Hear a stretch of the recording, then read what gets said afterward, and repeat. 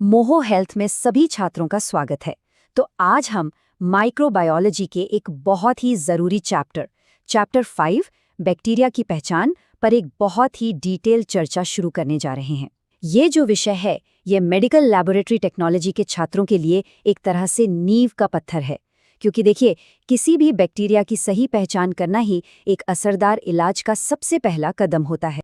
तो चलिए एक नज़र डालते हैं कि आज के इस सफ़र में हम किन किन पड़ावों से गुजरेंगे। हमारी ये जो पूरी चर्चा है ये एक अनजान बैक्टीरिया को पहचानने के एक लॉजिकल फ्लो को फॉलो करेगी। हम सबसे पहले स्टेनिंग जैसी जो बेसिक विजुअल पहचान है उससे शुरू करेंगे। फिर हम देखेंगे कि कल्चर प्लेट पर ये बैक्टीरिया दिखते कैसे हैं, और इसके बाद हम उनके मेटाबॉलिज्म और आखिर में उन खास बायोकेमिकल टेस्ट्स पर गहराई से बात करेंगे जो हमें उनकी एकदम पक्की पहचान बताते हैं। ठीक है, तो चलिए शुरू करते हैं।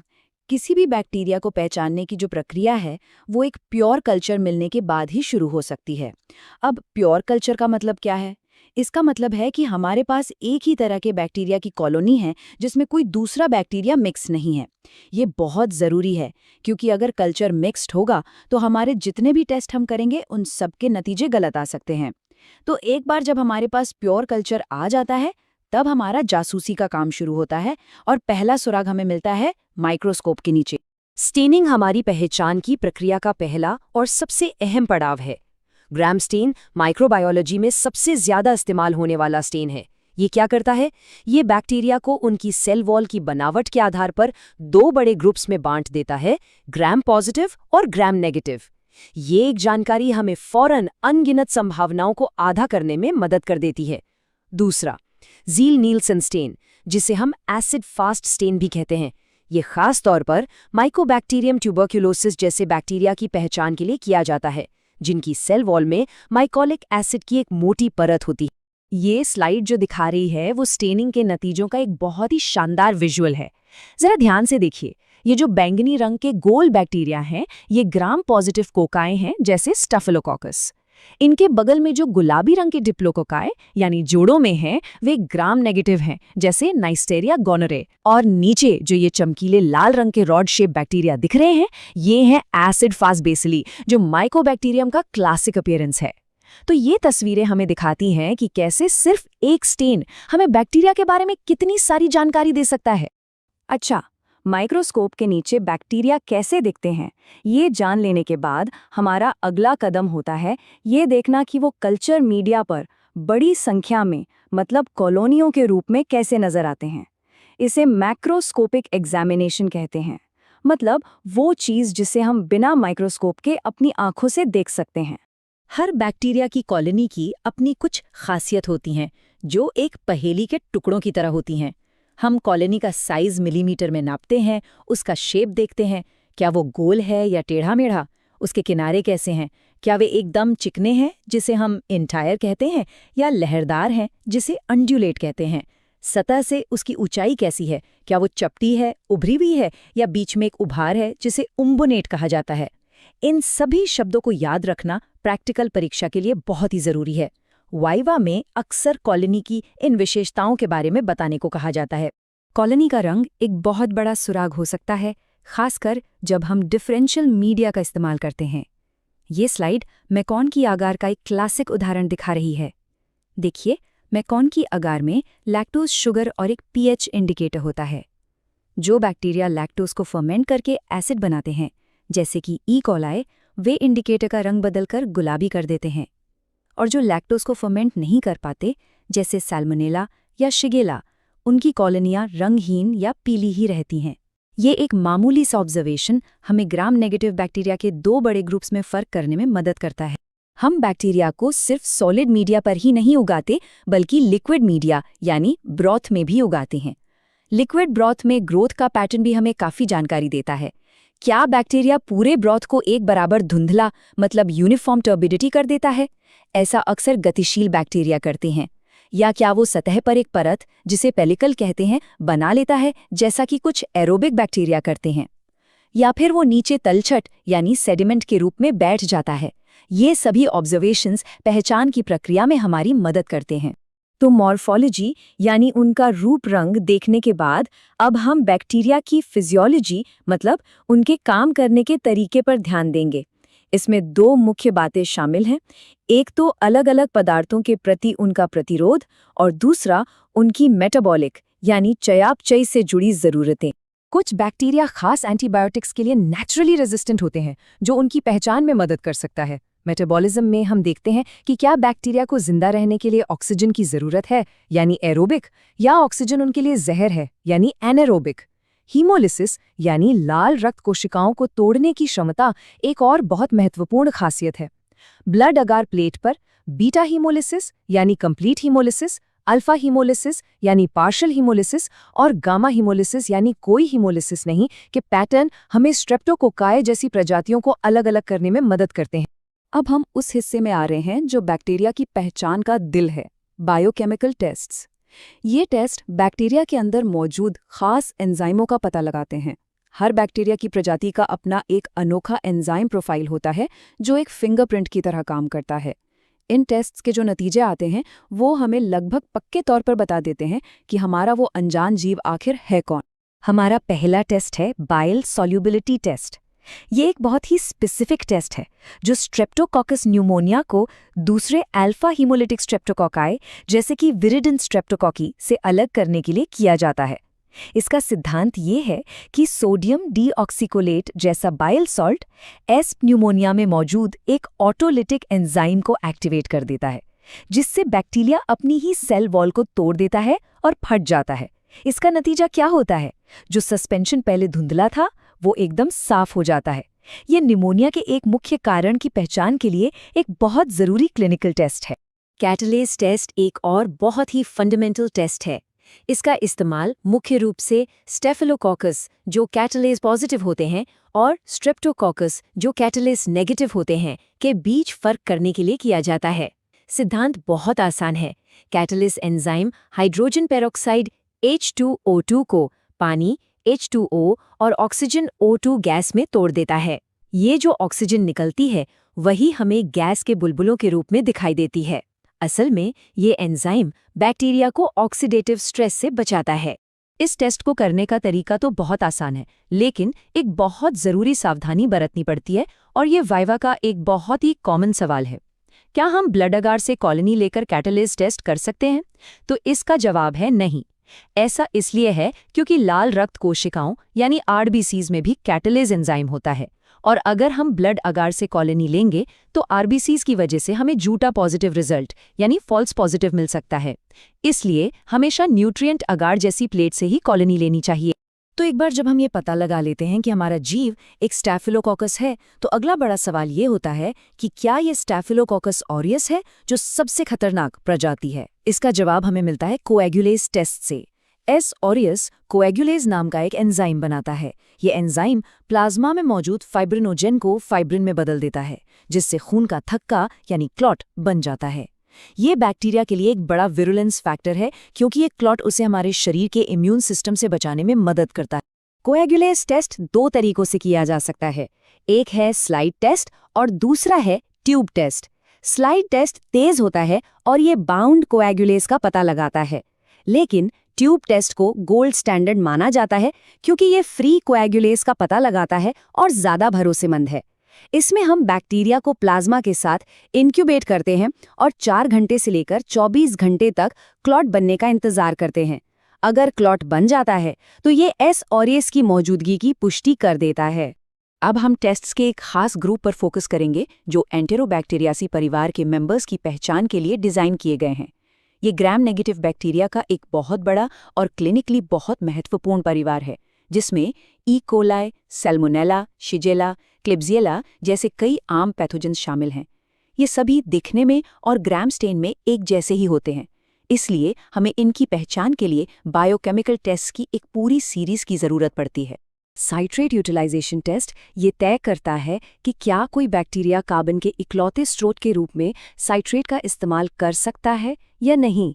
इसका सिद्धांत सीमेन के साइट्रेट अगर मीडियम पर आधारित है, जिसमें कार्बन सोर्स के तौर पर सिर्फ सोडियम साइट्रेट होता है और एक पीएच इंडिकेटर ब्रोमोथाइमॉल ब्लू होता है। अगर बैक्टीरिया साइट्रेट का इस्तेमाल करता है तो वो अल्कलाइन यानी क्षारीय प्रोडक्ट्स बनाता है। ये अल्कलाइनिटी मीडियम के पीएच को बढ़ा देती है, जिससे इंडिकेटर का रंग हरे से बदलकर गहरा नीला हो जाता है। ये स्लाइड नतीजे को बहुत साफ तौर पर दिखा रही है। बाईं ओर की जो हरी ट्यूब है वो एक नेगेटिव रिजल्ट दिखा रही है, जिसका मतलब है कि बैक्टीरिया साइट्रेट का इस्तेमाल नहीं कर सका, जैसे कि ई कोलाई। और दाईं ओर की नीली ट्यूब एक पॉजिटिव रिजल्ट है, जो ये बताती है कि जीव साइट्रेट का इस्तेमाल कर सकता है, जैसे कि क्लेब्सिला न्यूमोनियाe या एंटेरोबैक्टर प्रजातियां। इंडोल टेस्ट ये जांचता है कि क्या बैक्टीरिया में ट्रिप्टोफेनेज नाम का एंजाइम है। ये एंजाइम अमीनो एसिड ट्रिप्टोफैन को तोड़कर इंडोल नाम का एक कंपाउंड बनाता है। हम इस इंडोल का पता लगाने के लिए कोवच के रिएजेंट का इस्तेमाल करते हैं। जब कोवच का रिएजेंट इंडोल के संपर्क में आता है तो वो एक लाल रंग का कॉम्प्लेक्स बना लेता है, जो एक पॉजिटिव टेस्ट का इशारा है। यहाँ आप नतीजे देख सकते हैं। रिएजेंट डालने के बाद अगर मीडियम के ऊपर एक चेरी रेड कलर की रिंग बनती है, जैसा कि दाईं ओर की ट्यूब में है, तो ये एक पॉजिटिव टेस्ट है। ई कोलाई इंडोल पॉजिटिव होने के लिए काफी मशहूर है। अगर कोई लाल रिंग नहीं बनती और रिएजेंट की पीली परत ही रहती है, तो ये एक नेगेटिव टेस्ट है, जैसा कि क्लिब्सेला प्न्यूमोनिया में होता है। यूरेज टेस्ट ये पता लगाता है कि क्या बैक्टीरिया यूरेज एंजाइम बनाता है। ये एंजाइम यूरिया को अमोनिया और कार्बन डाइऑक्साइड में तोड़ देता है। अमोनिया एक एल्कलाइन गैस है जो मीडियम के पीएच को तेजी से बढ़ाती है। मीडियम में मौजूद पीएच इंडिकेटर फिनॉल रेड इस एल्कलैनिटी की वजह से अपना रंग पीले से बदलकर एक बहुत ही चमकीला गुलाबी या लाल कर देता है। इसका रिजल्ट बहुत ही शानदार और देखने में एकदम साफ होता है। दाईं ओर की ट्यूब एक मजबूत पॉजिटिव रिजल्ट दिखा रही है, जो कि प्रोटियस प्रजातियों की एक खास पहचान है। प्रोटियस इतनी तेजी से यूरिया को तोड़ता है कि कुछ ही घंटों में पूरा मीडियम चमकीला गुलाबी हो जाता है। ये यूरिनरी ट्रैक्ट इन्फेक्शन में एक बहुत ज़रूरी आइडेंटिफायर है। इसके उलट साल्मोनेला और शिगेला यूरेज नेगेटिव होते हैं। कुछ बैक्टीरिया सल्फर वाले अमीनो एसिड्स जैसे कि सिस्टीन को तोड़कर हाइड्रोजन सल्फाइड H2S गैस बना सकते हैं। ये एक रंगहीन गैस है, इसलिए इसका पता लगाने के लिए हमें मीडियम में एक इंडिकेटर की ज़रूरत होती है। आमतौर पर मीडियम में फेरस सल्फेट जैसा आयरन सॉल्ट मिलाया जाता है। जब H2S गैस इस आयरन सॉल्ट के साथ रिएक्ट करती है तो ये फेरस सल्फाइड का एक काला अवक्षेप यानी ब्लैक प्रेसिपिटेट बनाती है। इस स्लाइड में दाएं ओर की ट्यूब को देखिए। मीडियम में ये जो काला रंग दिख रहा है, यही H2S प्रोडक्शन का पॉजिटिव सिग्नल है। ये रिएक्शन साल्मोनेला प्रजातियों की पहचान के लिए बहुत ही ज़रूरी है, क्योंकि ज़्यादातर साल्मोनेला H2S बनाते हैं, जबकि शिगेला और ई कोलाई नहीं बनाते। तो ये हमें इन पैथोजेंस के बीच फ़र्क करने में मदद करता है। अब तक हमने जो टेस्ट देखे वो सभी एक बार में एक ही चीज़ का पता लगाते थे, लेकिन आज के लैब्स में समय और रिसोर्सेज को बचाने के लिए हम अक्सर ऐसे मीडिया का इस्तेमाल करते हैं जो एक ही ट्यूब में कई बायोकेमिकल टेस्ट के नतीजे दे सकते हैं। इन्हें कंबाइंड टेस्ट कहते हैं। इनमें सबसे ज़रूरी और सबसे ज़्यादा इस्तेमाल होने वाला है TSI अगर। ट्रिपल शुगर आयरन TSI अगर एक बहुत ही शानदार मीडिया है। इसमें 3 तरह की शुगर होती हैं। ग्लूकोज बहुत कम मात्रा में 0.1% और लैक्टोज और सुक्रोज दोनों 1% मात्रा में। इसमें पीएच इंडिकेटर के तौर पर फिनॉल रेड और H2S का पता लगाने के लिए फेरस सल्फेट भी होता है। हम बैक्टीरिया को इस तरह से इनोक्यूलेट करते हैं कि ये ट्यूब के गहरे हिस्से, जिसे बट कहते हैं, और तिरछे ऊपरी हिस्से, जिसे स्लांट कहते हैं, दोनों पर ग्रो करें। इससे हम एक ही ट्यूब में ये देख सकते हैं कि बैक्टीरिया कौन सी शुगर को फर्मेंट करता है, क्या वो गैस बनाता है और क्या वो H2S बनाता है। ये स्लाइड TSI अगर में अलग अलग संभावित नतीजों को दिखा रही है।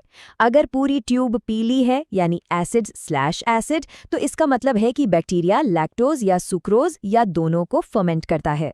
अगर स्लैंट लाल और बट पीला है यानी एल्कलाइन/एसिड, तो इसका मतलब है कि बैक्टीरिया सिर्फ ग्लूकोज को फर्मेंट करता है। अगर मीडियम में दरारें या बुलबुले हैं तो ये गैस बनने की निशानी है, और अगर मीडियम काला हो गया है तो ये H2S प्रोडक्शन को दिखाता है।